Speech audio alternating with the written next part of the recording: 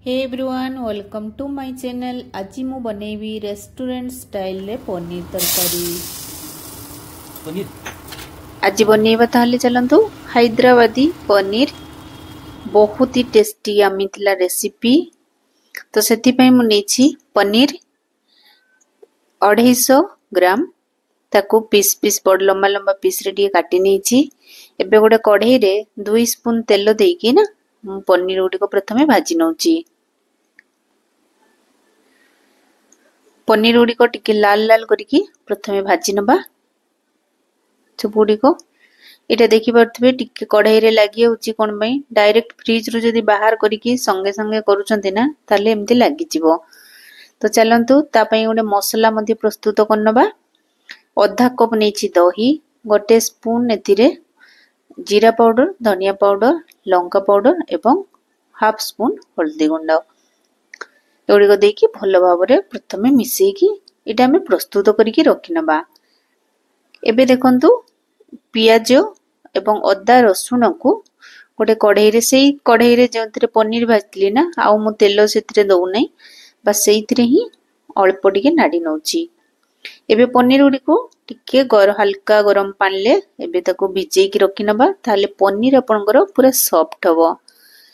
एबे से पियाज सहित 4-5 टी मु कंचा लंका मध्ये दे देछि। टेस्ट पई एटा दरकार थिबो जे देबे नहले बिल्कुल भी देबे नै। एबे हमें ए पियाज अदा रसुण एवं लंका को ग्राइंडिंग करनबा एवं एथिरे देई दबा भरी की गोटे मुठा पूरा एथिरे दे दबा हमें धनिया पत्र। जदि पुदीना पत्र मध्ये अछि आपनको पाखरे सेटा मध्ये आपण देबे धनिया पत्र एवं पुदीना पत्र मिसेकी। एबे सेई कढ़ाई रे 2 स्पून आउ तेल दे देली एवं किछि गोटा गरम मसला जेमति सुखिला लंका, गुजराती, ताबरे दालचीनी, जीरा सब गुडी को दे देली एवं बाटी रखितबा हम मसला को प्रथमे देकी भलो भाबरे कोसी नबा। मसला टी को जिते भलो भाबरे कोसीबे तरकारी रो टेस्ट सेते बढ़िया भाबरे आसीबो। एबे देखंतु टिके तेल छाडी आसलानी। तो एक मसला टी हमरो हेई आसलानी। एबे हमें जो दही रो पेस्ट को बने की रखितले ना सेटा एबे देई नबा। सेटा देई की भलो भाबरे मिसेबे। एबे गैस रो फ्लेम को बंद कर देइतली सेटा ढालिबा पूर्वरो एबे ऑन कर दबा एवं कंटिन्यूअसली घंटीबा। देखि परथबे किंती तेल छाडिलानी। एटा बहुत धीमा आंच रे करिवे जिमती एटा भलो भाबरे तेल सेपरेट हे जिवो। अल्प टिके पानी मध्य दे देली स्वाद अनुसार लूण दे दोछि एवं मसला को भलो भाबरे कसिबा। पुणी थरे मसला टी देखंतु केते सुंदर भाबरे देखा जाउछि। एबे एथिरे हमें ऐड करिबा पनीर को। तो पनीर गुडी को मु पानी रु बाहर कर नीतली। एबे पनीर एवं मसला को भलो भाबरे मिसेबा। ता पूर्वरु पनीर पई मध्य टिके लूण दे देली।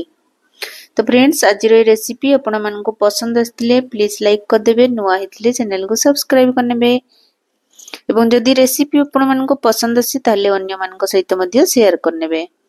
केते सुंदर भाबरे देखा होची देखंतु घरे बसी आपण रेस्टोरेंट स्टाइल रो हैदराबादी पनीर बनै परिबे।